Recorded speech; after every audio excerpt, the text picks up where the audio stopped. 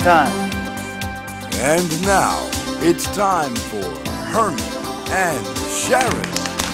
I love you. Thank you for joining us. Hello, and everybody. We are blessed just to have you there. We do not take you for granted.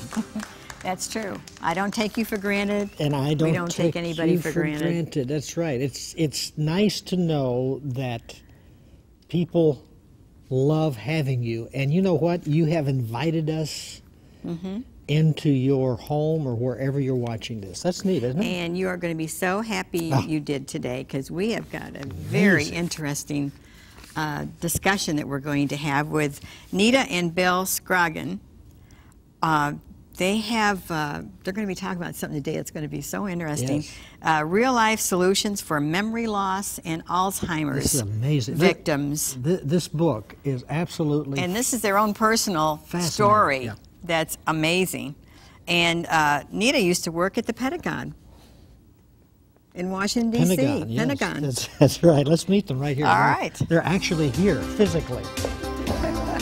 Hello. Well, nice to meet you. Hi, Nita.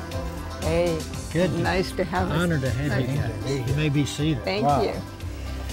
We're sitting in the presence of dignitaries. What on earth would it feel like to arrive at the Pentagon and know that you worked there? Well, I did it for 25 years. It just felt like going to work in a pressure cooker job. I bet it was. Speaking of taking for granted, you kind of, because yeah. the average person coming to Washington, D.C. just want to see the outside of the building. And you could go inside with a special pass, right? Yes. Yes. What age were you when you started there? I think I was 23 Wow. Where did you meet Bill? in the Pentagon. He was my first boss, and he was the meanest man. I had worked for the government for several years after I got out of high school. I'd worked for the government in the summers when I was in high school, and went to work for what was CAA at the time. Now it's FAA. Ooh. And so when I went to Washington, D.C. from Alaska, I applied for a job, and they said, all the government jobs are frozen right now, but the military jobs are available. Why don't we send you to the Air Force since you've worked on aeronautical charts? So they sent me to the Pentagon, and I expected to work for really nice people. And this man, He gave you he was so strict. a bad welcome? He did. He sat down and told me all the rules. He said, there's one boss in this office, and it's me. Oh. And if I give an order for something for you to do, I expect you to do it. And I don't take any back talk. And I can fire you, but the first time you mess up, I will write you down. The second time, I'll give you 3 days without pay. And after that, I'll fire you.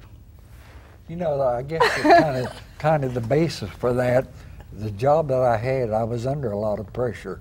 I had the office that I was responsible for operated 3 shifts a day, 7 days a week, 365 days of the year. How many people did? I had over 100 people working for me. So you had pressure on A yourself. lot of pressure. And I had to travel a lot. I couldn't tell her where I was going, when I would be back. Was secret? Wow. Yes, I worked for the Defense he couldn't even Intelligence tell me. Agency. Nita, Yes.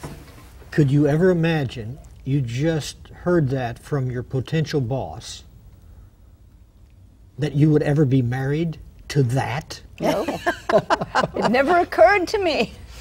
But you know, I respected him so much because he was so fair with all these employees. He didn't play favorites with anybody, including me, and I had to take 2 buses to get to work. Wow. And I would leave like at 5 in the morning just to get to work at 8. And I would just be running half the time because, you know, buses, they're always late. Yeah. But if you were 10 minutes late, you had to sign for an hour's leave. And as a new employee, I didn't have any leave, much less an hour's leave. So that's why I said he was really tough. But he didn't give anybody a, favoritism. Did he, when you started maybe dating, did he kind of loosen up on you? He was still tough. He was still tough. If he told you he's going to pick you up at 7, you better be there. You better be ready to go.